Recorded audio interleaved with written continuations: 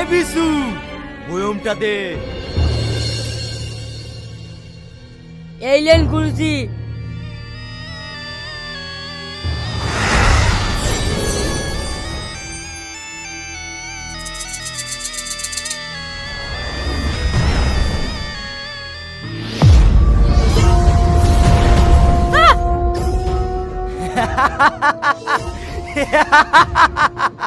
আমার হাতে থেকে তুই পালাতে পারবি না, তোকে সারা জীবন বন্দী করে রাখবো। এই সাপুরি, আমাকে তুই মুক্তি দে, নাহলে আমি তোর বংশ নির্বংশ করে দেব। আরে দেবে দেবে, মুক্তি দেবে। তার আগে একটা সত্যি কথা বল, তোর নাগমণি কোথায়? না, আমার জান থাকতে আমি বলবো না। বলবি না? তাহলে মর। আমাকে ছেড়ে দাও, আমাকে ছেড়ে দাও, আমাকে মেরো না। আমি বলছি, আমি বলছি। তাহলে বল, নাগমণি কোথায় আছে? নাগমণি, নাগমণি নাগরাজ্যে আছে।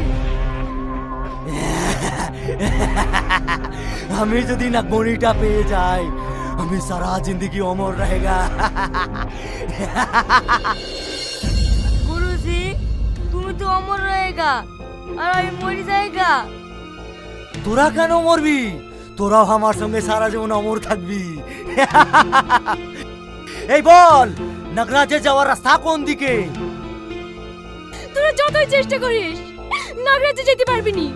নাগরাজ্যে যাওয়ার কোনো রাস্তা নাই। না না, তুই মিথ্যে কথা বলছিস। এই বিশু, বাংলায় একটা কথা আছে জানিস তো? সিধা আঙুলে যদি ঘি না উঠে, আঙুলটা বাঁকাতে হয়। যতক্ষণ না ও নাগরাজ্যে যাওয়ার রাস্তাটা বলছে, ওর উপর আঘাত চালিয়ে যা। ঠিক আছে গুরুজি।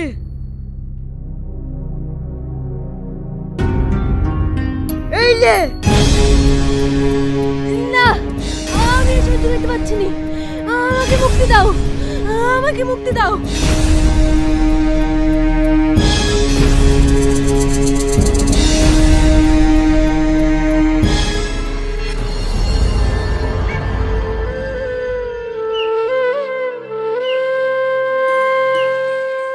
রিয়াজ, তুই কিলি ভাবছিস বলতো?